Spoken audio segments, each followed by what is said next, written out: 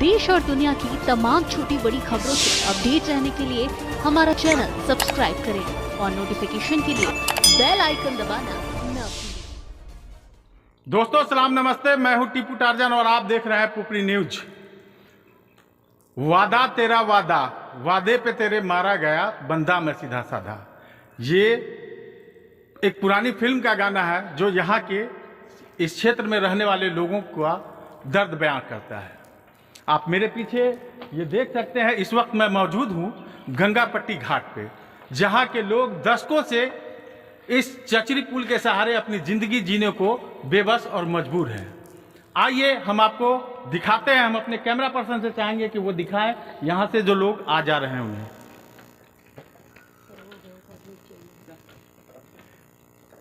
ये एक सुदूर गांव है। यहाँ की आबादी पूरी तरीके से जो है ग्रामीण क्षेत्र है। यहाँ पे यहाँ जो लोग रहते हैं उन्हें कितना तकलीफ है यहाँ एक पुल नहीं रहने के कारण, वो मैं यहाँ के लोगों से ही जानकर बताऊंगा। यहाँ पे ज्यादातर लोग जो बसते हैं या तो वो खेती करते हैं या पशुपालन का काम करते हैं। आइए यहाँ पे कुछ लोग मौजूद हैं, हम उनसे बात करते हैं कि बरसात के दिनों में उनकी जिंदगी कैसे गुजरती है। जी आपका क्या नाम हुआ? जी मेरा नाम नरेश राउत हुआ है। जी क्या करते हैं? पशुपालन का काम करते हैं सर। पशुपालक हैं जी। तो जैसा कि हमें जानकारी है यहाँ पे कि बाढ़ के दिनों में ये सब पूरा भर जाता है पानी, तब आप लोग कैसे अपना जीवन बसर करते हैं? हम लोग सर अपने घर में पैक हो जाते हैं बंद। हम लोगों को बाहर वाहर निकलने का कोई रास्ता नहीं है और सबसे बड़ी बात है कि इस नदी में पुल नहीं है, जिसके चलते हम लोग दूध नहीं बेच पाते हैं। मुश्किल से 3-4 महीना बेचते हैं, बाकी दूध को फेंकना पड़ता है। जी। हम लोगों का यातायात बंद हो जाता है इस पुल के कारण। और यार फिर हम लोग घूम करके जाते हैं तो 10 किलोमीटर घूम करके जाना होता है। उसमें भी रास्ता पे पानी रहता है जिसमें बहने का डर रहता है। तो इतना बड़ा रिस्क कौन ले सकता है सर? सही बात है। इसलिए जान है तो जान है, तो हम लोग घर में ही रहते हैं। किसी तरह से अपना जो ही मिलता है वही खा पी करके अपना समय काटते हैं। उसी में ऐसा होता है कभी कभार कि लोग मर भी जाते हैं भूख के कारण। जब नहीं मिलेगा कोई चीज तो कहाँ से खाएगा, क्या करेगा? बिल्कुल सही। पशु हम लोगों का मर जाता है, चारा नहीं ला पाते हैं, कहाँ से लाएंगे? सही बात है। तो जैसा कि इन्होंने अपने दर्द को बयां किया, आपने सुना कि बरसात के दिनों में इन लोगों को कितनी तकलीफें होती है। यहाँ पे कुछ और लोग मौजूद हैं जिनसे हम बात करेंगे कि इस पुल के नहीं बनने की वजह से बरसात के दिनों में इन लोगों को कितनी परेशानी होती है। जी क्या नाम है अपना? जी मेरा मुजफ्फर कमाल अंजुम नाम है। जी यही घर है आपका? नहीं, मेरा घर हरदिया पंचायत विक्रमपुर में पड़ता जी है। जी जी। हम लोग के यहाँ इधर रिश्तेदारी है, रजघट्टा पोखरभिंडा है ना, और जी, आगे जो गांव है। जी जी। तो ये पुल न होने के कारण और जब बाढ़ का जब वक्त आता है तो इन लोगों से समझिए हम लोग का संपर्क टूट जाता है। जी जी। कभी किसी के यहाँ मौत हयात हो गया तो कोई आ नहीं सकते हैं, बहुत परेशानी होती है नहीं। जी जी। तो हम यही चाहते हैं कि ये हमारे गाँव का ये घाट है, यहाँ अगर पुल बन जाता है तो जो रिश्तेदारी है इन लोगों से मिलने जुलने में जो बहुत आराम होता है नहीं। जी जी। और आसानी के साथ जो है हम एक दूसरे के यहाँ आना जाना कर सकते हैं। जी जी। तो ये पुल जो है जल्दी से जल्दी बन जाए, हम लोग यही चाहते हैं। बहुत बहुत शुक्रिया। यहाँ पे कुछ महिलाएं भी मौजूद हैं, हम उनसे भी बात करते हैं कि इस पुल के नहीं रहने की वजह से ये लोग कैसा महसूस करती हैं, कितनी तकलीफों का सामना करती हैं। जी क्या नाम है आपका? जरीना खातून। ये जो पुल नहीं बना हुआ है, यहाँ दशकों से सालों साल से पुल नहीं है, तो आप लोगों को बरसात के दिनों में काफी परेशानी होती है? बहुत परेशानी होती है, बहुत परेशानी की धिया पुता तबीयत खराब होता है तो बच्चा के लेकर के बहुत घूम के जाते, बहुत किराया भाड़ा लग जाता है। जी जी। होता है क्या कि ना उतना हो सका था, बच्चों भी मर जाता है, सियानों का तबीयत खराब होता है तो झेलना पड़ता है इन नदी को कारण। उसीलिए नदी के लिए इतना जो रहता है, गाँव को एकदम बिगाड़ दिया हुआ नदी। न तो सरकार के इतना ही नहीं है कि गंगापट्टी का नदी बना देते। जी जी। हाँ। सुनिए सरकार इन महिलाओं की आवाज को, जिन्होंने अभी अभी अपना दर्द बयां किया है कि बरसात के दिनों में इस पुल के नहीं रहने की वजह से जब बच्चे या कोई औरत या मर्द या कोई भी घर के फर्द बीमार पड़ते हैं तो उन लोगों को सही इलाज मुहैया नहीं हो पाती है। जी मैं कहना चाहूंगा अपने इस न्यूज चैनल के माध्यम से बिहार के मुख्यमंत्री जी को कि कैसा है ये आपका 15 साल बेमिसाल, जिसमें आज भी लोग सही इलाज के लिए तरस रहे हैं। यहाँ पे कुछ और भी लोग मौजूद हैं, जैसे कि हमारे पीछे यहाँ पे मौजूद हैं, ये टीकाकरण करते हैं, ये कर्मी है, स्वास्थ्य कर्मी है। हम इनसे भी जानने की कोशिश करते हैं। जी बताइए क्या नाम है आपका? रामचंद्र प्रसाद। तो आप टीकाकरण करते हैं? हाँ। तो बरसात के दिनों में यहाँ जैसा कि लोगों ने बताया है कि 6-6 महीना तो यहाँ पानी लगा रहता है, फिर टीकाकरण अभियान कैसे सफल हो पाता है? सर टीकाकरण बहुत रद्दी चलता है, कभी होता है कभी नहीं होता है। अच्छा। बच्चा से वही से रहता है। और कितना एमपी अब विधायक है जी है ना, वोट लेना है तो हमको तो हम कर देंगे, हमको तो हम कर देंगे। जी। कितना पिंटू आया, कितना बाबू आया, लेकिन किसी से कुछ नहीं हुआ है ना। इसका यहाँ से नहीं, मुजफ्फरपुर से लेकर के जनकपुर तक की रोड है। अच्छा। है ना, दरभंगा से लेकर जनकपुर तक के यहाँ का रोड है। जी। लेकिन आज तक 20 साल से आज तक किसी से पार नहीं लगा है। यहाँ पे तो खुट्टू गाड़े, मतलब जितने भी नेता आए वो अब वादा करके वादा खिलाफी करते रहे। तो जैसा कि मैंने आपको खबर की शुरुआत में ही कहा था कि वादा तेरा वादा, वादे पे तेरे मारा गया बंदा मैं सीधा साधा। अभी हम लेते हैं एक छोटा सा ब्रेक। इस खबर के प्रायोजक हैं SK इंटरप्राइजेज। अब एक ही छत के नीचे पाएं सभी सामान, sanitary ware, tiles, marble, paint, plumbing एवं हार्डवेयर से संबंधित सामान उचित रेट पर मिलता है। SK enterprises. अभी हमारे पीछे जो बाइक सवार आ रहे हैं, इस चचरी पुल के सहारे जो ये बाइक पे आ रहे हैं, हम इनसे भी जानने की कोशिश करते हैं। क्या नाम हुआ अपना? मेरा नाम श्याम रेखा यादव हुआ। जी, आप मुखिया प्रतिनिधि भी हैं? नहीं, भाई है। भाई हैं जी। तो बताइए कि आपके इस क्षेत्र में सदियों से पुल नहीं है और इसकी वजह से कई गांव इफेक्टेड है, हजार लोग इसके का दंश झेल रहे हैं। इस पे आप क्या कहना चाहेंगे? अभी आप भी जब आए हैं इस चचरी पुल पे बाइक लेकर, ये जान पे खेल के ही आए हैं ना? जी। तो कैसा महसूस करते हैं आप? सर ऐसा है, ये 4 जिला के बॉर्डर है। अच्छा, ये 4 जिला का बॉर्डर है। जी। मुजफ्फरपुर, दरभंगा, सीतामढ़ी और मधुबनी। जी।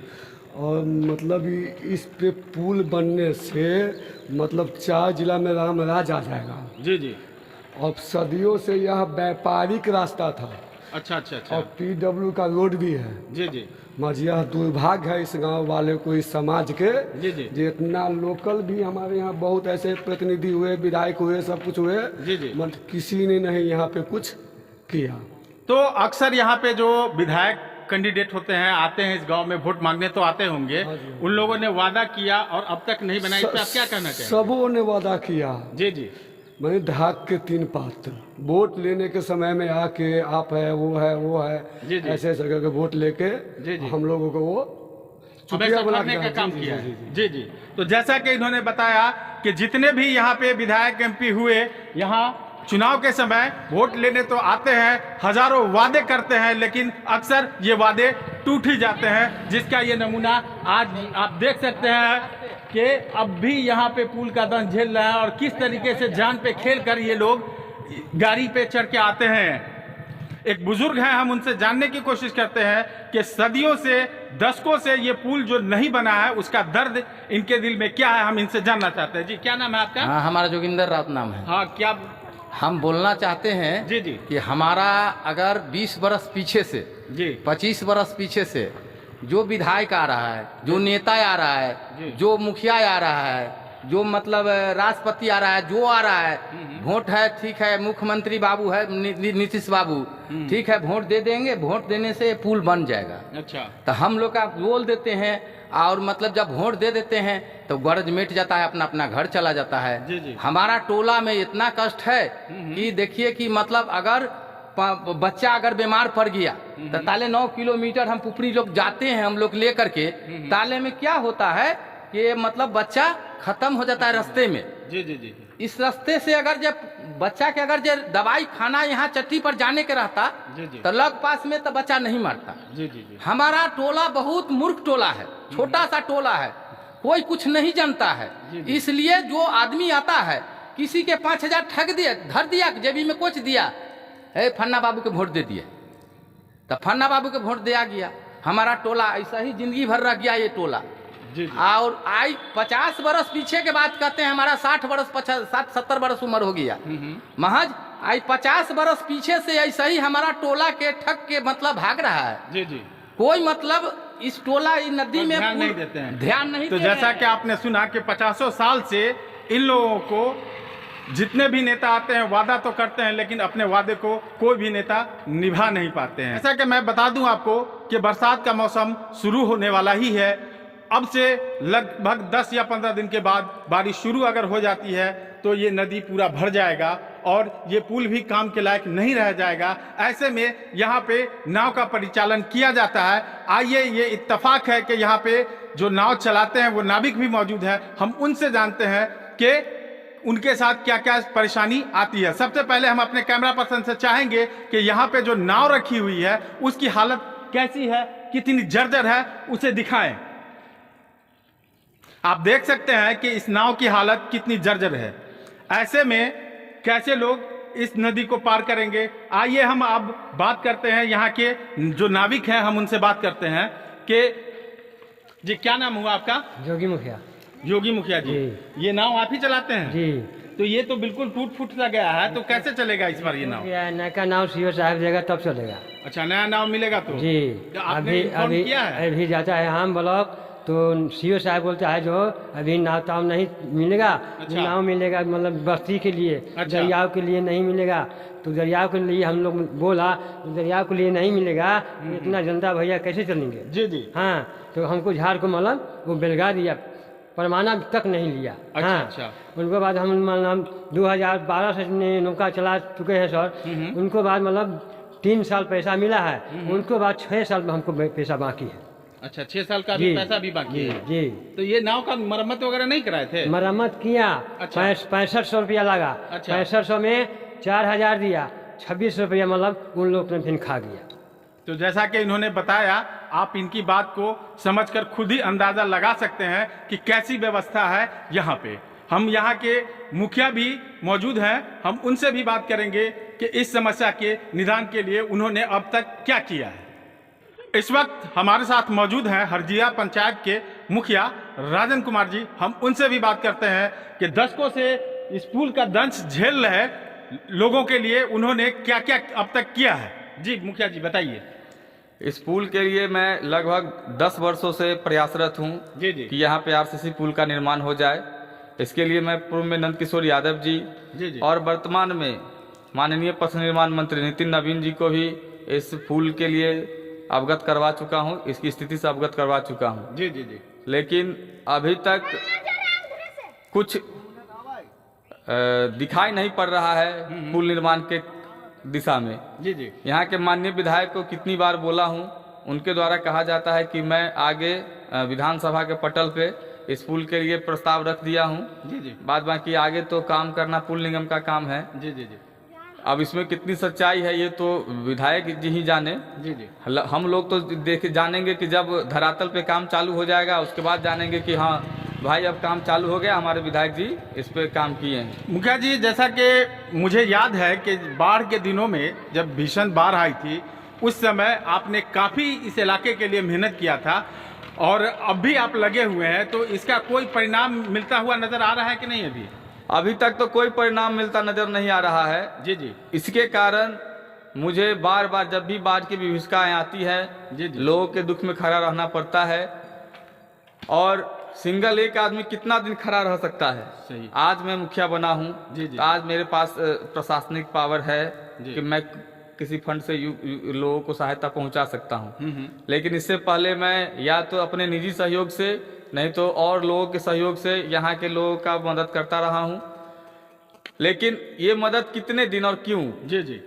जब पूरे बिहार में सड़क की जाल बिछ गया, पुल पुलिया, एक छोटा सा गली में भी पुल पुलिया का निर्माण हो गया, फिर क्या कारण है कि इस पुल का निर्माण नहीं किया जा रहा है? तो जैसा कि यहाँ पे ग्रामीणों ने बताया कि 50 साल से कभी विधायक या एमपी लोग जब चुनाव होता है तो आते हैं, वादा तो करते हैं लेकिन वादा निभाते नहीं है। इस पे सही बात है, सही बात है। जनता का कहना एकदम सत्य है।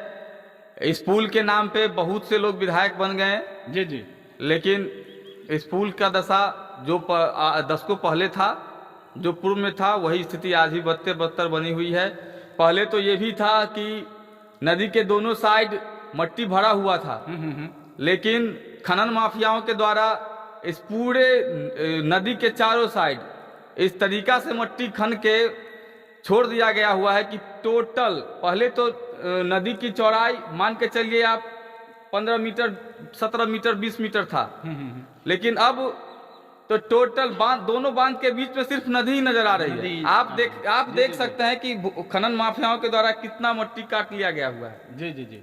जिसके चलते इस बांध के दोनों साइड रह रहे वासी हमेशा डर के साए में जीते हैं कि कब पुल टूट जाए, कब बांध टूट जाए और कब मेरा गांव जलमग्न हो जाए। जैसे 2017 में बांध टूटा था समहौली में, पूरा गांव जलमग्न हो गया था। पूरे गांव को मैं आसरा दिया था, तिरपाल दिया था, भोजन दिया था लगभग 10 दिनों तक रोड पे। जी जी। अगर ये स्थिति उस समय तो उतना खनन हुआ भी नहीं था, लेकिन आज का और इस साल का जो स्थिति भयावह स्थिति है, खनन माफियाओं के द्वारा जिस तरीका से नदी के पेटी को काट के चौड़ा कर दिया गया हुआ है, जिससे इस बार और ज्यादा बाढ़ की विभीषिका झेलने के लिए हम लोगों को तैयार रहना पड़ेगा और यहाँ की जनता को झेलना पड़ सकता है। तो ये थे हरदिया पंचायत के मुखिया राजन कुमार जी। हम अंत में यही कहना चाहेंगे, सुनिए सरकार क्या है जनता की पुकार। आप देख रहे हैं पुपरी न्यूज। पुपरी न्यूज को लाइक शेयर फॉलो करते रहें। पुपरी न्यूज, आपकी आवाज हर पल आपके साथ। देश और दुनिया की तमाम छोटी बड़ी खबरों से अपडेट रहने के लिए हमारा चैनल सब्सक्राइब करें और नोटिफिकेशन के लिए बेल आइकन दबाना